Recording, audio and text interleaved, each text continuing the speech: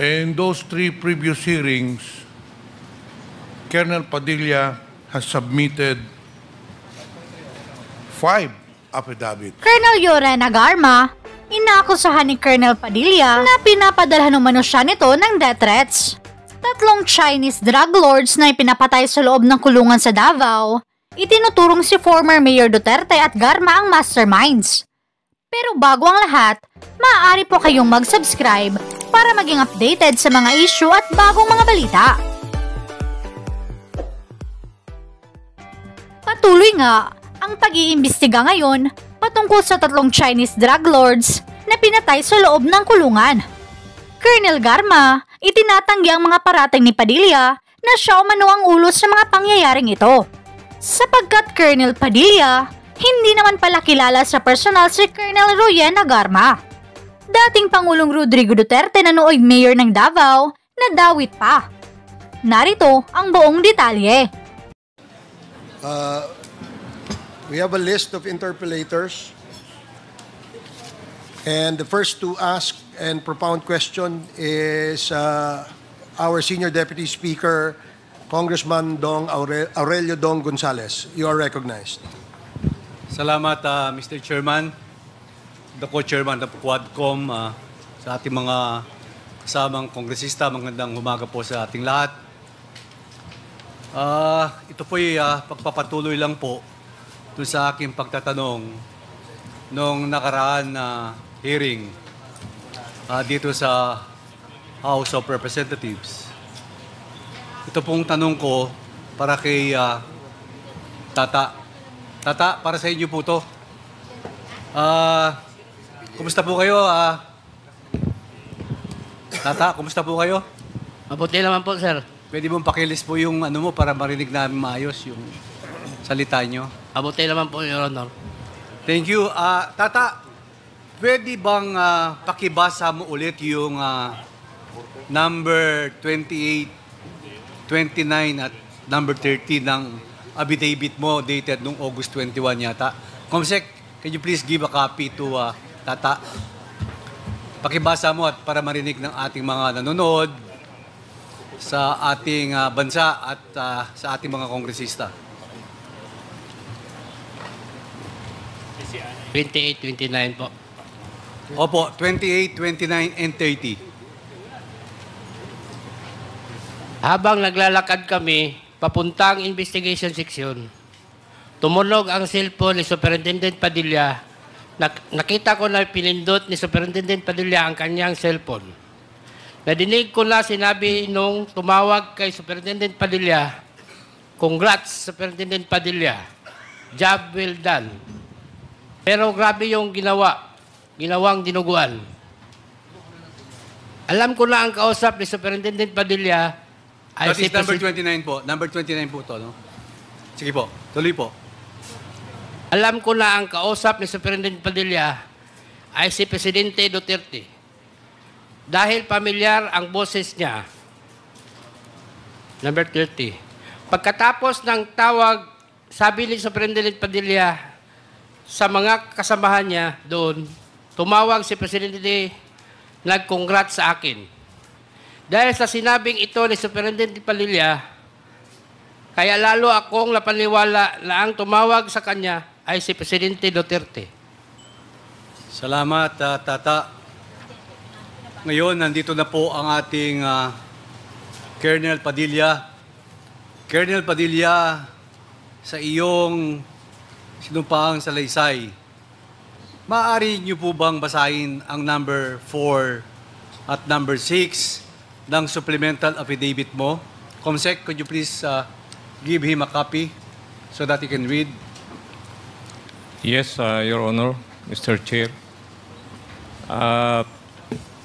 Dito po sa aking affidavit, babasahin ko po. Pinapatutuhanan ko ang sinabi ni Tata na nung papunta kami sa investigation section, ay tumunog ang cellphone ko at ito ay sinagot ko. Ang tumawag sa akin ay, ayon sa boses, ay dating President Rodrigo Roa Duterte at sinabing congrats, Superintendent Padilla. Job well done. Pero grabe yung ginawang dinuguan. So, Colonel Padilla, ngayon binasa mo yung sa yung salaysay na number 4 and 6. Ngayon, inaamin mo na ngayon na totoo ang mga sinasabi ni Leopoldo Tan alias Tata na tinawagan ka ni Presidente Duterte pagkatapos patayin ang 3 Chinese?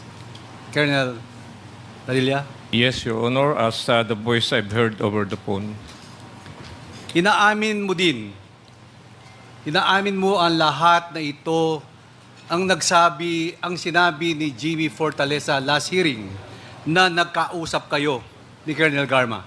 Yes, Your Honor, Mr. Chair. Inaamin mo din na nagkausap kayo ni Colonel Leonardo na sinabing papatayin nila ang 3 Chinese national. Yes, Your Honor, Mr. Chair. Ngayon, meron akong huling tanong sa iyo, Colonel Padilla. Pag nag-uusap po kayo ng dating Presidente Rodrigo Roa Duterte, through personal na telepono ba ang dating Presidente ang pinagtatawag nyo o may iba pang telepono na ginagamit nyo? Ano ang ginagamit nyong telepono? During that time, I have my cell phone, Your Honor, Mr. Chair. Personal. So, sino ang hindi ba nakarehistro yung telepono sa iyong pagtawag nung nakareceive ka ng calls? Hindi po. Well, anyway, Mr. Chairman, yun lang po ang gusto kong malinawan at least. Last hearing kasi, tinatanong ko po ito, nag-interject po si Congressman Fernandez for the executive session. So ngayon po, malinaw na po sa ating taong bayan at sa ating mga kasama dito lahat at nanonood sa buong Pilipinas at sa buong mundo. At ito po ay narinig nating lahat. I rest my case, Mr. Chairman. Thank you. Thank you, Congressman Gonzales. Before we acknowledge the next interpellator, let me just recognize the members who are present in this committee hearing.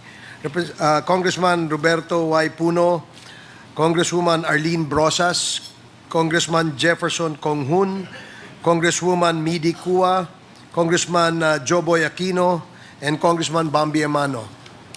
Welcome to the committee hearing. Now, the next interpellator is Congressman Paulo Ortega V. I'm sorry, Congressman Ernix Junicio. Marami pong salamat, Ginoong Tagapangulo. Actually, nung binabasa ko yung mga affidavit ni Colonel Padilla, nakakagulat at nakakagimbal. Pero sir, I salute and applaud ang sinumpaan yung salaysay na medyo mabibigat po yung mga nabasa ko rito ngayon.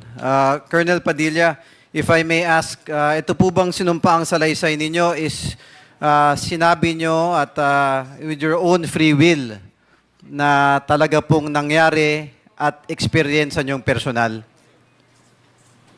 Yes, Your Honor, Mr. Chair. Colonel Padilla, nakakagulat kasi nung sa unang affidavit na nilabas ninyo na isang inmate na si Jimmy Fortaleza pa ang nagpasa ng isang cellphone para makausap nyo si Colonel Garma. Totoo po ba yun? Yes, Your Honor, Mr. Chair. Alam mo, nakakagulat na ang isang inmate nasa piitan may sariling cellphone. Marahil nangyayari yung mga ganon sa ibang pagkakataon, pero para ang isang used to be a CIDG officer, hindi ko kilala personal pa, si Colonel Garma na nakalagay sa inyong affidavit o sinumpaang salaysay, ay tumatawag sa isang inmate para makausap, ang then kayo po ay Superintendent Gerardo Padilla. Totoo po ba yun? Yes, Your Honor, Mr. Chair. Very disconcerting, Your Honor. But bagamat ganon, ito ang mga sinumpaan salaysay na nangyaring tunay at dun sa supplemental affidavit na aking nabasa na nabanggit din ni SDS na pati ang ating Pangulo na tumawag sa inyo na nakakagimbal na may nakalagay pa na ginawang dinuguan. Totoo po ba yon? According to the voice, Your Honor, Mr. Chair, as I heard. Having said that, Your Honor, ulitin ko lang po that I really applaud and salute you, sir, na ang mga binitiwan yung salita ay galing sa inyong sariling eksperyensya na walang pumilit sa inyo. At nakikita ko rin sa inyong affidavit na marami kayong, it is given na kakatakutan ninyo ang sitwasyon o safety ng inyong sarili at pamilya. Kaya sa aking maliit na kaparaanan, Ginoong Tagapangulo, nais ko pong imungkahi na marekomenda natin na mabigyan ng immunity ang sinumpaang salaysay ni Colonel Gerardo Padilla upang mabigyan naman siya ng karapat-dapat na proteksyon at maengganyo rin natin ang ibang witnesses at mga resource persons natin ngayon na magsabi ng katotohanan. At lumabas talaga ang totoo na wag po kayong matakot at naririto po ang Congress, ang mga kongresista para bigyan po kayo ng suporta at lumabas ang katotohanan po. Thank you, Congressman Junicio. Doon sa iyong mungkahi na bigyan ng immunity ang ating witness, iyan po sa kasalukuyan ay pinag-aaralan ng ating committee kasama po ang Department of Justice. At the appropriate time, iyan po ay ilalabas po natin at aaprubahan po ang inyong mungkahi. Maraming salamat, Congressman Junicio. Thank you, Mr. Chair. The next to interpolate is Congressman Paulo Ortega, the fifth. You are recognized. Thank you, Mr. Chair. Naimbaga bigat tayo amin. A few questions, additional questions, because I had the chance to interpolate Mr. Witness already. Mr. Chair, Mr. Witness, kayo po ay na-appoint po nung time ng Pangulong Benigno Aquino, di ba po ba? No, Your Honor, Mr. Chair. Anong time po kayo na-appoint? I entered the prison service since 1983 and I rose from the rank, Your Honor. Sino po ang presidente nung panahon na yan? I think during the time of then President Erap Estrada. Okay, sir. So, wala po kayong utang na loob sa past administration? Wala po, Your Honor, Mr. Chair. Ngunit alam po natin na kahit po tayo'y walang utang na loob, kailangan po natin sumunod sa orders ng mga nakakataas. Hindi po ba, Mr. Chair, Mr. Witness? Yes po, Your Honor, Mr. Chair. Alam ko po, Mr. Chair, Mr. Witness, na hindi po kayo pabor sa mga nangyayaring drug war at EJK nung panahon ng dating administrasyon. Tama po ba ako, Mr. Chair? Yes Mr. po, Witness? Your Honor, Mr. Chair. So, kahit na nangyayari po yung mga sa mga oras na yon at nangyayari po yung pagpatay at nangyari po yung pagpatay, sigurado po ako you were under a lot of stress. Tama po ba ako, Mr. Chair? Yes, Mr. Your Honor, Witness? Mr. Chair. Dahil po dito, Mr. Chair, Mr. Witness, to wrap up, nakatanggap po ba kayo ng mga threats? O nakatanggap po ba ng threats ang inyong pamilya, Mr. Chair, Mr. Witness? Yes, Your Honor, Mr. Chair. Yun lang po, Mr. Chair. Thank you. Okay. Thank you, Congressman Ortega. Bago po natin tawagin yung susunod na interpellator, mayroon lang ho akong interjection konti. Colonel Superintendent Padilla, dun sa una mong affidavit, binanggit mo si former PCSO head, no? General Manager Miss Royina Garma. Tama po ba yun? Yes po. Yun doon Your sa Honor, una mong Mr. Chair. affidavit. Okay. Now, doon sa pagbanggit mo sa kanya, ang pagkakasabi mo doon ay nakausap niyo siya sa isang cellphone. Yes po, Your Sa Honor. cellphone ni isang PDL, ang pangalan ay Jimmy Fortaleza. Tama Yes po ba? po, Your Okay. Honor. Pwede ba, maaari niyo po bang ituro sa amin kung sino si Colonel Royina Garma dito sa bulwagan na ito? Hindi ko po masyadong ko ang mukha, Your Honor, Mr. Chair. Hindi nyo Hindi kilala ko po yung mukha? kilala. Okay. Nandyan ba siya sa kanan mo?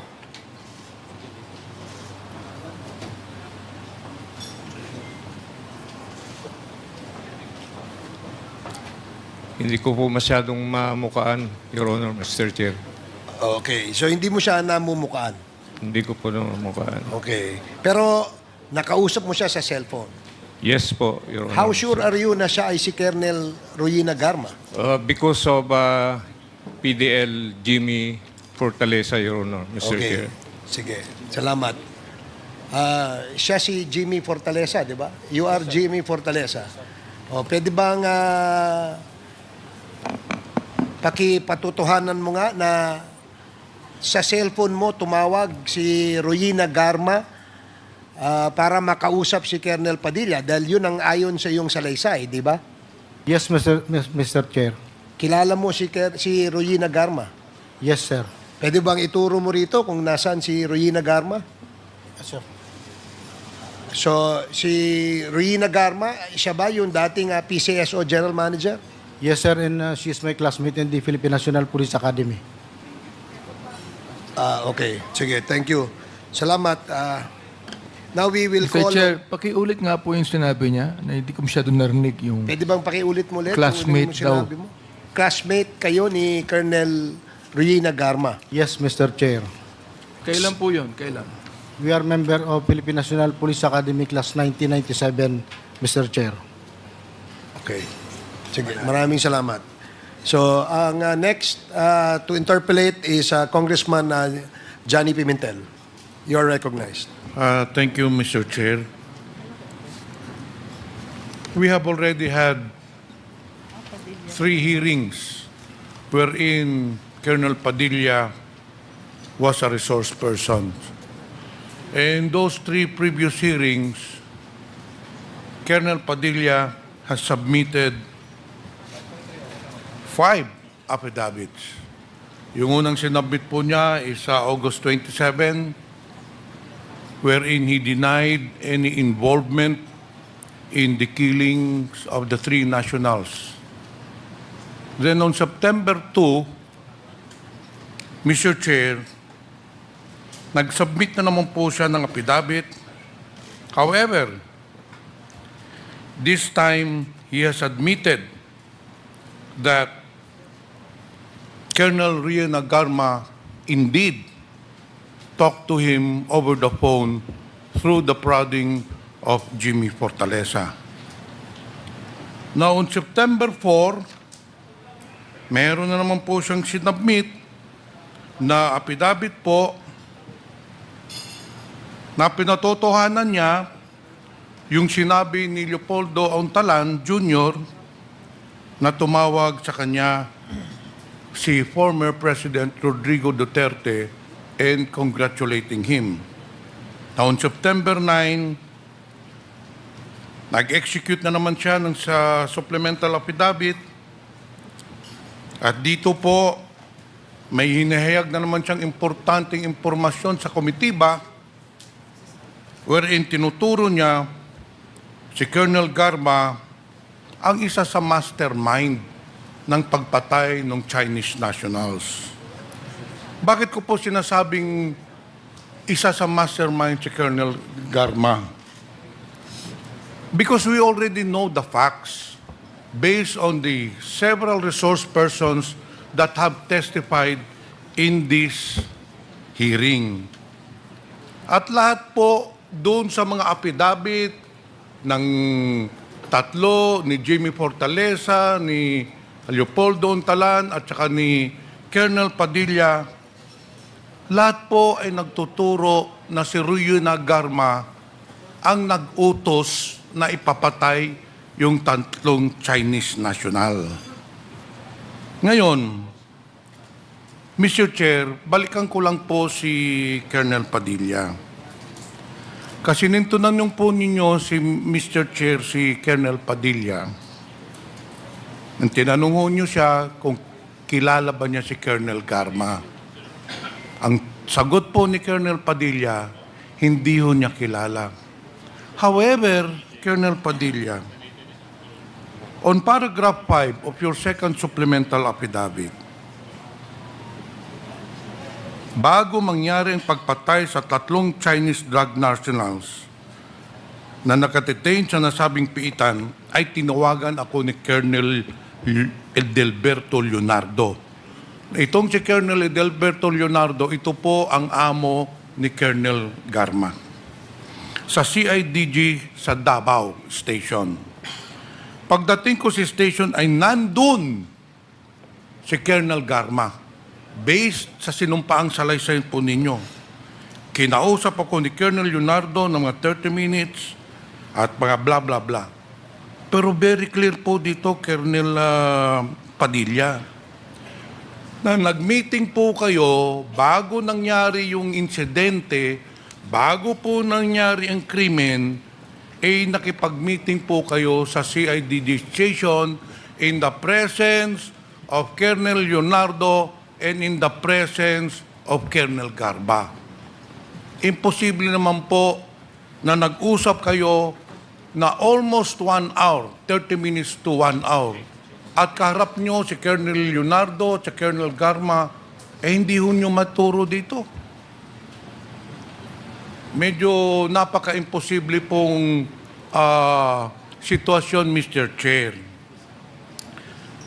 So ano po ba? Kilala niyo ho ba si Colonel Garba o hindi?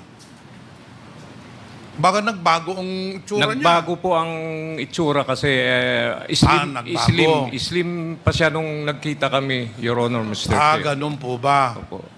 Pero alam mo nyo, based on forensics, ang tao po, pag maliit pa, hanggang paglaki niya, kahit na tumaba siya, kung kilala mo talaga siya, kung nakausap mo na siya, whether he became fat, whether he was thin, makikilala ho ninyo.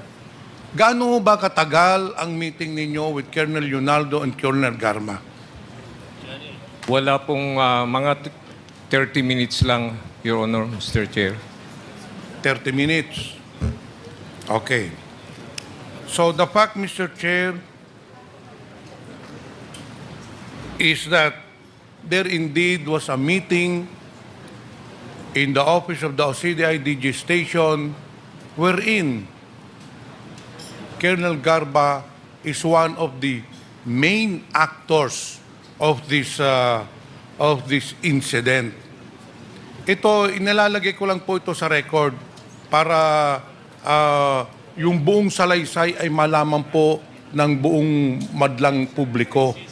Para maintindihan po ng publiko na na-corroborate na po yung statement ng resource person na isa at saka yung resource person ni na si Jimmy Fortaleza. So, Mr. Chair, I would direct my questions later on to Colonel Garma.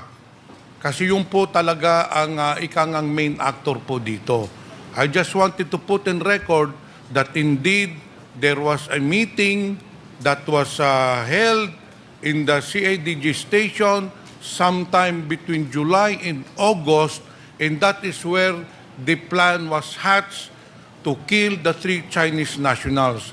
It was a conspiracy that started from the topmost official of the country all the way down to the lowly officials, pati yung mga gwardiya po, kasama po dito sa krimen na nangyari.